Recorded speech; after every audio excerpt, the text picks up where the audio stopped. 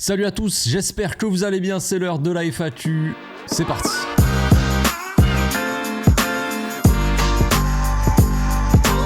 Au passage, n'hésite pas à nous rejoindre si c'est pas encore fait et à partager la chaîne autour de toi, ça fera plaisir à tonton. Vous avez été encore une fois assez nombreux à me poser des questions sur Instagram en story. Vous savez, généralement après les matchs, je mets une petite boîte à questions en story sur Instagram. Voilà, si vous n'êtes pas au courant, mon Instagram, le lien de mon Instagram est dans la description de cette vidéo. Bref, il y a eu pas mal de monde, donc tout d'abord merci d'avoir participé. Je ne pourrais pas prendre toutes les questions, vous le savez, on fait ça en freestyle, on répond un petit peu de manière spontanée. On va commencer par Elsie Neo qui dit « Je ne veux plus entendre parler de Xavi parce que si les joueurs marquent, ça facilite tout le reste. » Évidemment, c'est une évidence, mais pas pour tout le monde. De toute façon, c'est pas vraiment à moi qu'il faut le dire, Elsie. Tu le sais bien. Xavi a sa part de responsabilité, je le dis quand il faut le dire. Hier, il a peut-être eu sa part de responsabilité dans le sens où c'est lui qui a mis encore une fois ces attaquants-là, mais on va en parler tout au long de la vidéo. Le problème aussi, c'est le banc. On en a parlé peut-être en début de saison, je ne sais plus exactement ce que j'ai dit à force de dire plein de choses, mais on a une équipe type sur le papier, qui est pas mal. Mais sur le banc, on a un manque de profondeur, on le sait très bien. Si par exemple Lewandowski actuellement est catastrophique, et si tu veux mettre quelqu'un d'autre que Lewandowski, tu mets qui? Tu mets soit Félix en faux neuf, ce qui serait une solution, quelque chose que moi j'aurais tenté déjà depuis un bon petit moment, mais bon bref. Tu peux mettre Ferran Torres, mais c'est pas non plus l'assurance de marquer énormément de buts, et tu peux mettre peut-être Marc Guiu aussi, créé en Ligue des Champions, qui a marqué un petit but, mais ça reste un jeune joueur. Est-ce que sur le long terme, est-ce que sur toute la saison tu te dis bon, Lewandowski il est mauvais, tu l'enlèves, tu mets Marc Guiu titulaire en pointe, et est-ce que c'est bon? Les solutions sont toutes trouvées, je ne sais pas, ça me paraît quand même compliqué. Tu vas lancer un jeune comme ça, 17 ans, dans le titulaire au Barça, allez vas-y, fais mieux que Lewandowski, pendant que Lewandowski sera sur le banc, c'est compliqué. Moi je critique Xavi parce que pour moi il devrait tenter autre chose en attaque. On voit que les attaquants sont catastrophiques, il y en a qui parlent de jeu, il y en a qui parlent de je sais pas quoi. Pour moi le jeu concrètement il n'est pas si mauvais que ça. Je ne ferai pas d'analyse du match d'hier parce que j'en ai pas vraiment l'envie, mais c'est toujours intéressant de faire l'analyse parce qu'il y en a qui se rendent pas compte des problèmes vraiment de l'équipe. Il y en a qui vont te dire Xavi n'est pas au niveau, tactiquement il n'y a rien, ce qui est faux. Il faut lâcher son agenda, le mettre de côté un petit peu, regarder le match concrètement, et quand on voit le match d'hier contre Valence, le match dans le contenu était beaucoup plus intéressant que Girone ou que Anvers. Il y a eu des solutions, il y a eu quelques petits changements. Le retour d'une défense à 4 avec deux latéraux, par exemple. Aussi, il y a eu un changement avec Pedri et Gundogan. Gundogan, on le voit dans les derniers matchs, apparemment le staff et Xavi l'a vu. Moi, je l'avais dit. Contre Girone, on a vu en fin de match Gundogan jouer un peu plus haut, proche de la surface, et on a vu que ça a payé, on a vu qu'il a marqué un but, on a vu qu'il a porté un petit plus. Pas assez pour renverser les matchs, c'est pas à Gundogan de mettre des buts. Beansport hier, Omar et Benjamin nous ont dit qu'on a appris ça, parce qu'on savait pas avant qu'apparemment c'était au milieu de terrain de marquer des buts. Bon, non, déjà, si ton neuf, tes attaquants ne marquent pas, tu vois, ok, les milieux, ça serait bien qu'ils marquent aussi. Le premier taf des milieux, c'est de créer les occasions, ce qui est le cas. Notre milieu sans ballon défensivement, il est pas bon. Voilà, j'en ai parlé hier. Mais avec ballon, notre milieu est bon et il crée des occasions, et les attaquants derrière, ça ne marque pas. Donc Xavi, pour rester là sur le sujet, Xavi, il a modifié certaines choses qui ont plus ou moins fonctionné. Le problème, encore une fois, est toujours le même. Le problème est l'efficacité devant, et on a un problème dans l'attitude, dans l'agressivité. Défensivement, ça ne va pas. On est trop suffisant. On marque un but. Après avoir créé 1 milliard d'occasions, tu marques un but, c'est bien. Mais tu sais déjà que devant, on aura du mal à en marquer un deuxième. Voilà, c'est comme ça, c'est un problème. Il y en a qui vont te dire c'est à cause de Xavi si on marque pas, c'est à Xavi de rentrer sur le terrain et de marquer les buts. Peut-être, il y a ce problème-là, il est là, c'est un fait. Donc l'équipe, sachant qu'elle n'arrive pas à marquer vraiment facilement, elle devrait donner sa vie sur le terrain pour pas encaisser. Et là, sur le but de Valence, on voit une équipe totalement spectatrice plutôt. On voit Araujo qui regarde le ballon, Cancelo pareil, Rafinha aussi qui regarde, il est là. Il essaie de défendre, il est là, mais pareil, il est spectateur, c'est pas à son rôle, c'est pas à lui de venir défendre à l'entrée de la surface pour empêcher un tir. Mais en tout cas, il est là, et on voit qu'il est Et spectateurs aussi, regardez l'image, regardez le ralenti, on voit Cancelo, Araujo, Rafinha et Frenkie de Jong. Spectateurs les gars, ils sont là, ils bougent un petit peu, ils font semblant genre, mais ça reste des spectateurs, il n'y a pas d'agressivité, il n'y a pas de... on va le bloquer, on va essayer de récupérer la balle, c'est juste... on met le pied pour mettre le pied, mais tu vois, il y a pas vraiment cette hargne, tu vois. Donc Xavi, il peut changer des choses, il y a des choses à améliorer, ça c'est clair, je l'ai dit 50 millions de fois. Il y a énormément de choses à améliorer dans cette équipe et Xavi doit améliorer encore beaucoup de choses, que ça soit dans son approche de match, dans sa manière de coacher peut-être, les changements aussi. Là il fait pas sortir Lewandowski, il fait pas sortir Rafinha du match, alors que pour moi il fallait les faire sortir, voire même ne pas les titulariser, ne pas t'y rentres pas sur le terrain tout simplement. Tu ne peux pas mettre tous nos problèmes sur le dos de Xavi. Au bout d'un moment ce serait pas honnête. Ensuite, question de Moulinats. Mathieu, tu dis comment expliquer que le Barça avait un jeu plus cohérent et structuré à l'époque d'Oba. Eh bien, souvent on dit à l'époque d'Oba, comme si c'était Aubameyang qui...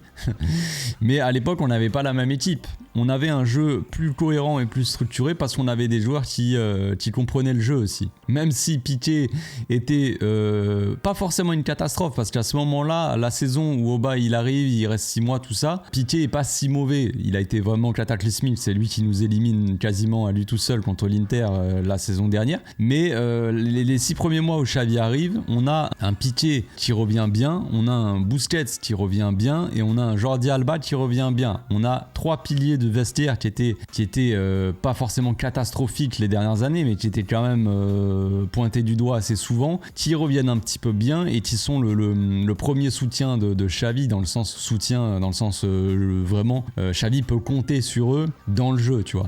C'est des joueurs qui sont intelligents, qui connaissent exactement, parfaitement le jeu du Barça, il n'y a pas de problème. Donc on a ces 3 joueurs-là et on a une structure, je sais pas si on était plus cohérent, mais en tout cas on était plus efficace, ça c'est clair. Ta question c'est est-ce qu'on était, pourquoi on était plus cohérent et qu'on avait, on était plus structuré. Je sais pas si on était plus structuré et plus cohérent que maintenant, mais en tout cas on était largement plus efficace. Et rappelons-nous que notre attaque était Ferran Torres, Aubameyang et Dembélé, voire Adama.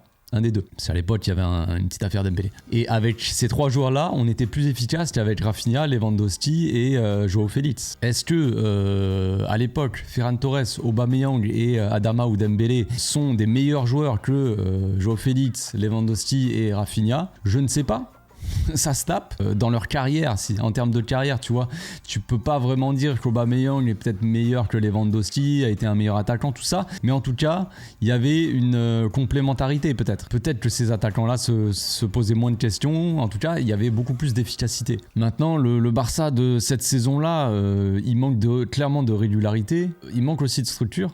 Par rapport à la saison dernière. La saison dernière, on était quand même pas mal assez bien structuré. Je trouvais que l'équipe était bien en place quand on était en phase défensive, tout ça, en phase de transition, quand on perdait la balle, le repli défensif ou le contre-pressing, tout ça, on était très bien structuré. Là, cette saison, c'est pas le cas. Ce n'est pas le cas. On a perdu une certaine solidité. Je pense que, sans vouloir tomber sur Cancelo, défensivement, les transitions, tout ça, Cancelo nous a affaiblis défensivement. Ce n'est pas uniquement de sa faute. Ça veut pas dire que Cancelo, attention, il fallait pas le signer, il faut pas qu'il soit titulaire, c'est pas ça que je dis. Je dis juste que c'est un fait. Il y a des joueurs c'est comme Joao Félix. Joao Félix dans la technique, dans la créativité, dans les phases offensives va peut-être, quoique, plus apporter que Gavi la saison dernière par exemple, mais défensivement c'est loin d'être le cas. En phase défensive, d'un coup on perd la balle, on doit presser. Joao Félix va rien apporter défensivement, il va pas presser, il va rien faire et voilà. Tout simplement.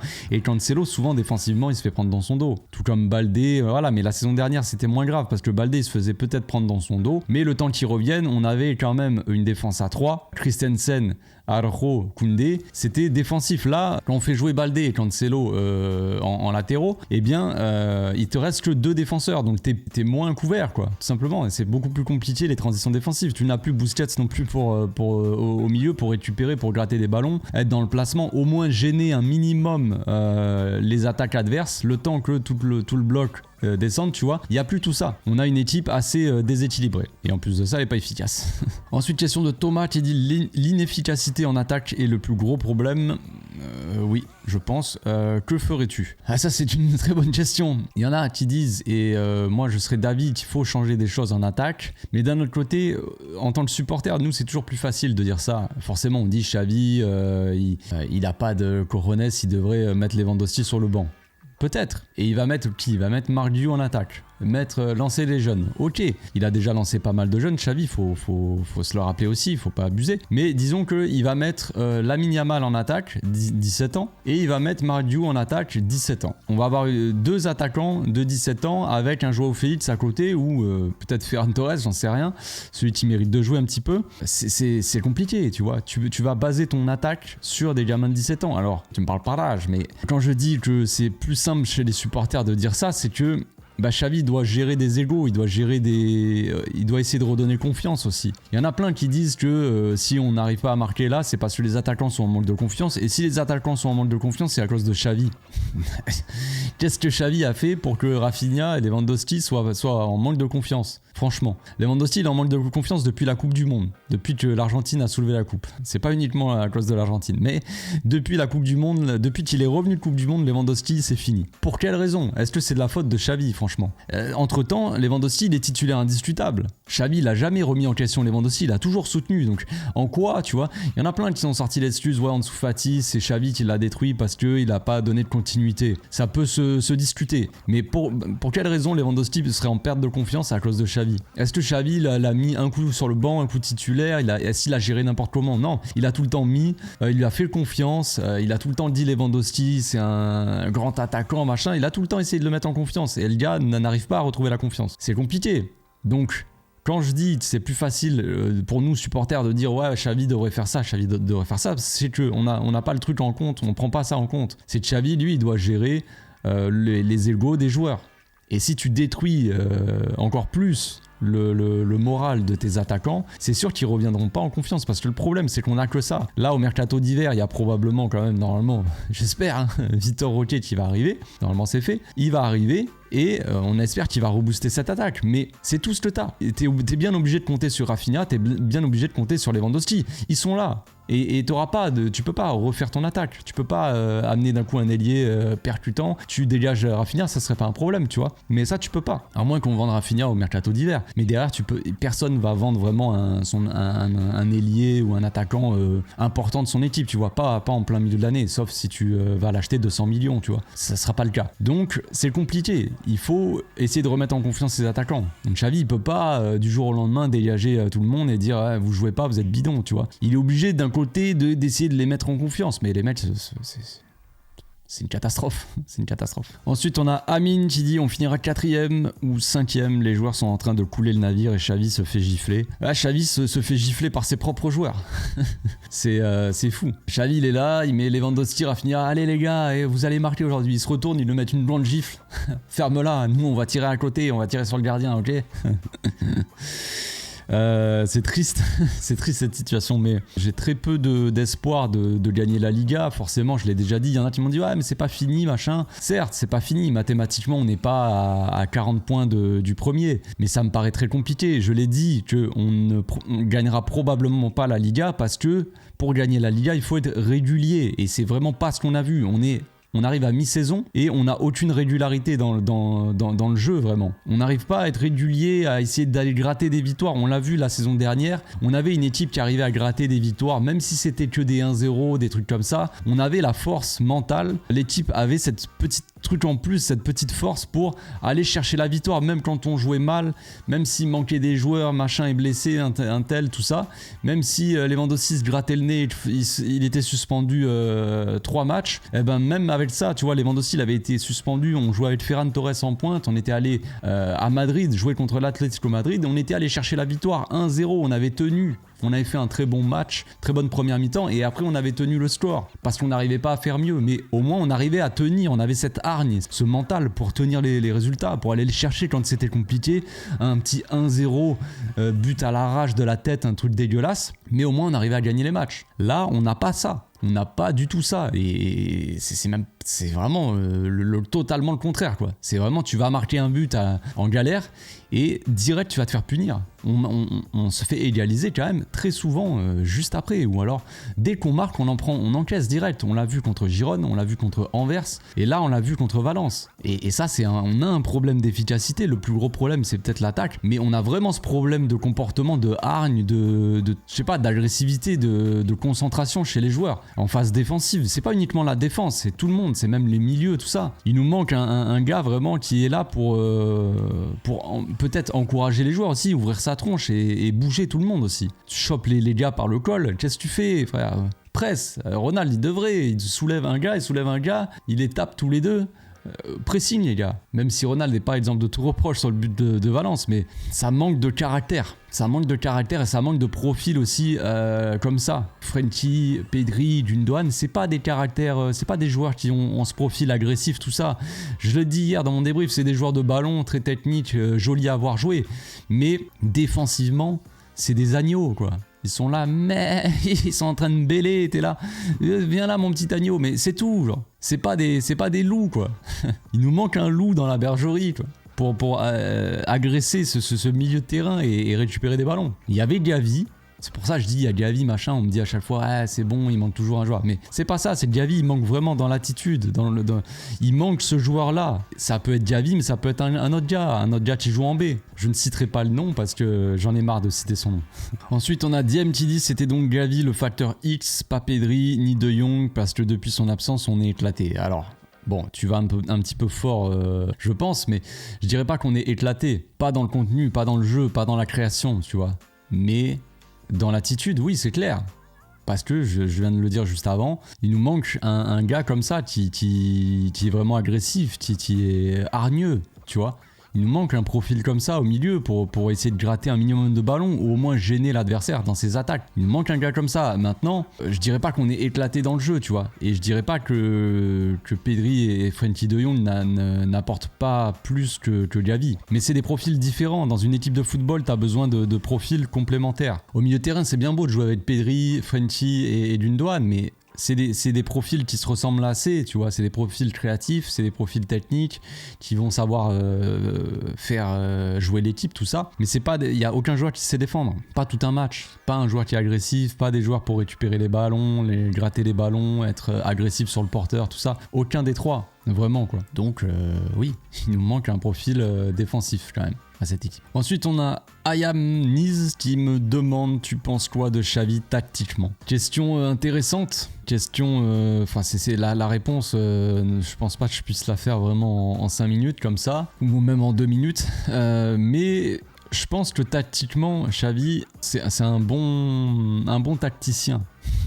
Pour moi, le problème de Xavi n'est pas tactique, je l'ai déjà dit. Même si de temps en temps il se rate, ça peut arriver à tout coach en fait, ou même c'est même pas une question de se rater, c'est une question de Xavi va mettre en place quelque chose et l'entraîneur adverse va le battre, tu vois. Ça veut pas dire que le coach est mauvais. On a l'exemple par exemple avec Aston Villa et City récemment, je crois que c'est Aston Villa, oui, Unai Emery qui a battu Pep Guardiola et il a battu Arteta dans la même semaine. Bon, depuis ce jour-là, on a des gens qui souhaitent faire venir Unai Emery. Avant, pas du tout, mais là oui.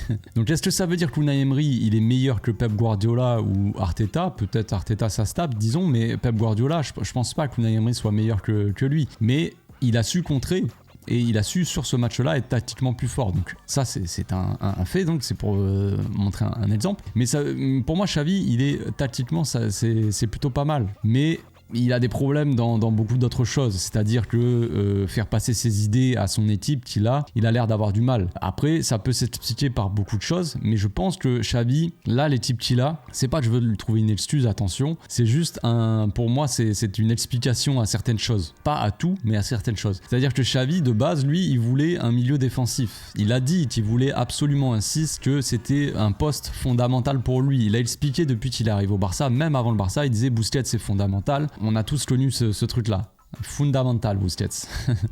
Peut-être que les gens s'en rendent compte maintenant.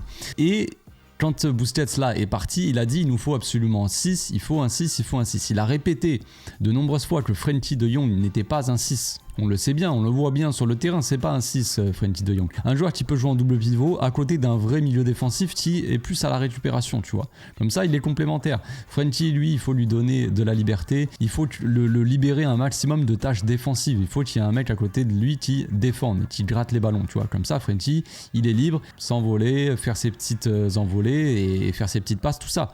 Mais gratter les ballons, c'est pas à lui de le faire vraiment.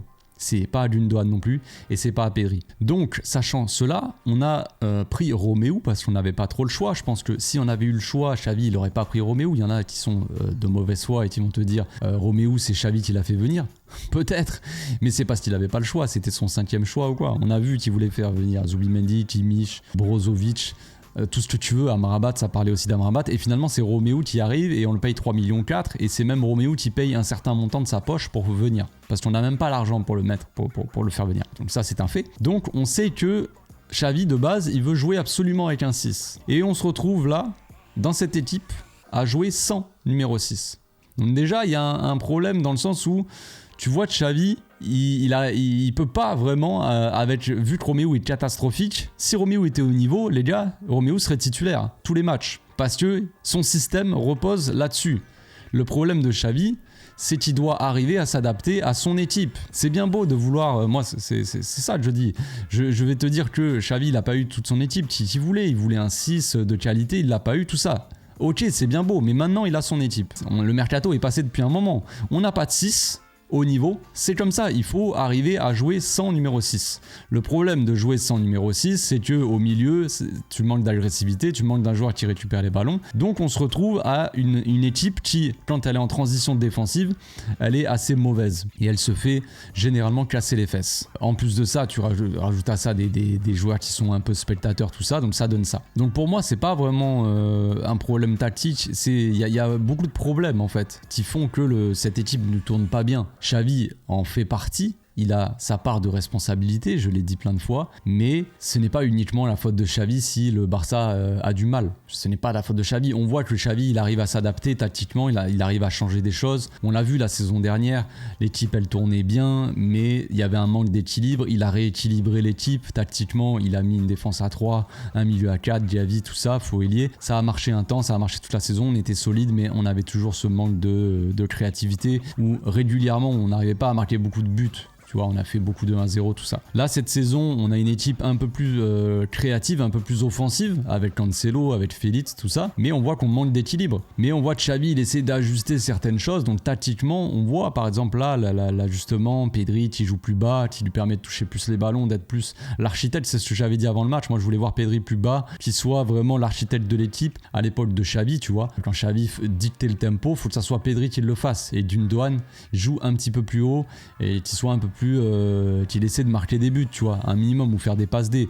Il essaie de faire des passes D, mais les mecs marquent pas, et quand c'est lui qui est devant les cages, il marque pas lui, donc c'est compliqué. Mais voilà, il y a des petits ajustements comme ça qui montrent que Xavi, tactiquement, il essaie des choses. Mais il y a une limite à tout ça. Il y a une limite. Quand t'arrives devant les cages et tu tires sur le gardien, ou tu tires 15 mètres au-dessus, ou je sais pas quoi, ou quand t'es devant les cages, tu mets une tête et t'es à 1 mètre des cages et tu tires à côté, la limite tactique, tu vois, elle est déjà passée, quoi. C'est compliqué. On va finir avec 2 questions. Une question qui m'a fait bien rire et une autre qui n'est pas vraiment une question, mais du coup qui est un peu la réponse à la question. Donc Lucas qui me dit: salut Café, au vu de ses perfs, Rafinha a-t-il encore sa place dans l'équipe? Entre parenthèses, désolé Yanis. Donc ça m'a fait rire parce que même les mecs de la commune savent que Yanis, même s'ils l'ont jamais vu ou peut-être jamais parlé, je sais pas, ils savent que Yanis c'est un pro Rafinha et qu'il a pas l'air de voir les mêmes matchs que nous, hein, visiblement, parce qu'on va après je vais vous parler de la question de Yanis. Donc salut Lucas, voilà, c'est possible, oui. Oui, il a pas sa place dans l'équipe, les gars. Il a pas sa place dans le club non plus, mais bon bref, ça c'est un autre débat. Donc on a Yanis qui dit: Rafinha reprend confiance, De Jong incroyable, Koundé catastrophique. Alors, j'ai l'impression, Yanis, que tu n'as pas l'air de voir les mêmes choses que tout le monde. Moi, j'ai pas envie d'être méchant, tu vois, j'ai pas envie de te décevoir. Je sais que tu es très fan de Rafinha. Ça va être très difficile d'entendre ça, mais Rafinha n'a pas sa place dans un club, un gros club des top 5 européens, quoi, concrètement. Il était bon à Lille, pas à Leeds. À Leeds aussi, il était bon. Et puis après, il est venu au Barça, quoi. et on a vu un peu ses limites. Là, on est en train de voir un Rafinha qui est catastrophique. Il reprend confiance de rien du tout. Il a fait une passe D, heureusement, il était devant les cages. Rafinha, Félix était seul, il a réussi une passe. Rafinha à aucun moment reprend confiance. Rafinha, il est mauvais, mais il est tellement nul. C'est une catastrophe. Moi j'en ai vu beaucoup ici venir tomber sur Ferran Torres pour beaucoup moins que ça. Ferran Torres, on lui est tombé dessus dès qu'il est arrivé. Avant même qu'il joue Ferran Torres, tout le monde a dit ouais, comment ça, on a acheté ce joueur-là à tant d'argent, 50 millions sur Ferran Torres, c'est un scandale. Mais Rafinha, les gars, on l'a acheté plus cher que Ferran Torres. On l'a acheté plus cher que Ferran Torres. Ferran Torres, lui, quand il est arrivé les 6 premiers mois, il était pas mauvais. Après la saison dernière, c'était beaucoup plus compliqué, il n'a pas été bon du tout. Mais là, en ce début de saison, c'est correct. Il a staté. Pendant un temps, il était limite meilleur buteur de l'équipe. Mais bon, après, Lewandowski s'est un peu réveillé pour le dépasser. Mais sans plus, après, il s'est arrêté. Mais quand on voit Rafinha sur le terrain, franchement, c'est très compliqué. Il faut absolument se dépêcher de le vendre avant que sa cote, elle baisse complètement. Je sais pas à combien est sa cote. J'espère qu'il y a un pigeon d'anglais, de club anglais qui va venir et qui va nous poser 60 millions pour Rafinha. Ça sera un miracle. Ça serait un miracle. Parce que s'il continue comme ça, Rafinha, si on attend la fin de saison et qu'il continue comme ça, Rafinha, il va partir pour 5 euros, 5,20 € quoi. Avec je sais pas, une canette de coca et un petit paquet de chips, je sais pas. Genre, ça devient très compliqué. Lewandowski est catastrophique, mais Rafinha aussi. Même Félix, je le trouve pas bon. C'est bien beau, les trucs de comp, il fait des petits contrôles, il fait des petits trucs techniques, tu vois, c'est bien. Il a fait un petit sombrero hier contre Valence. Moi, j'aime bien ça. C'est bien un peu de spectacle, mais ça me fait ni chaud ni froid. On n'est pas dans une équipe où on a besoin d'un peu de spectacle. On a besoin de joueurs efficaces devant. C'est bien beau de faire des sombreros dans son propre camp, mais ça serait bien aussi. Alors, il a marqué hier, hein, Félix, mais il était à 1 mètre des cages, il n'y avait plus de gardien, donc forcément, s'il marque pas là, c'est qu'ils font exprès, les types. C'est pas possible, ils veulent que Xavi soit viré. Donc pour moi, non, Rafinha n'a pas sa place dans l'équipe, concrètement. Il avait déjà difficilement sa place au club. Comme doublure la saison dernière de Dembélé, c'était très bien. Il a remplacé Dembélé, il y avait de la concurrence. Dembélé s'est blessé, Rafinha il a tout donné pour tu vois qu'il ait sa place devant Dembélé quoi. En gros là, le délire de concurrence quoi. Dembélé était absent, Rafinha allez c'est parti, il faut que je donne tout pour être titulaire. Donc il a marqué des buts, il a fait des passes D, il a apporté des points à l'équipe, il a été décisif, il nous a... Grâce à lui aussi, on est allé chercher la Liga, comme d'autres joueurs qui ont marqué, qui ont été décisifs à des moments. C'est très bien. Mais un Rafinha titulaire, au Barça, c'est pas possible. C'est pas possible. Qu'est-ce que ce gars apporte en étant titulaire ? Il n'a pas le niveau pour être titulaire au Barça. Clairement pas. C'est tout. C'est pas méchant. Je suis pas là en train de faire une propagande. Il faut absolument dégager Rafinha. C'est un fait, juste. C'est même pas mon avis. C'est un fait, frère. C'est écrit. C'est comme ça. Genre, le ciel, il est bleu. Le soleil, il est jaune. Rafinha n'a pas à être titulaire au Barça. C'est juste comme ça. C'est la vie. On va finir là-dessus. Je vous souhaite une très bonne journée. Tout à l'heure, là, je vais diffuser, pour ceux qui sont encore là, je vais diffuser le Barça B en live. Voilà. On va pouvoir voir Casado jouer. C'est génial. Bon après-midi. Ciao.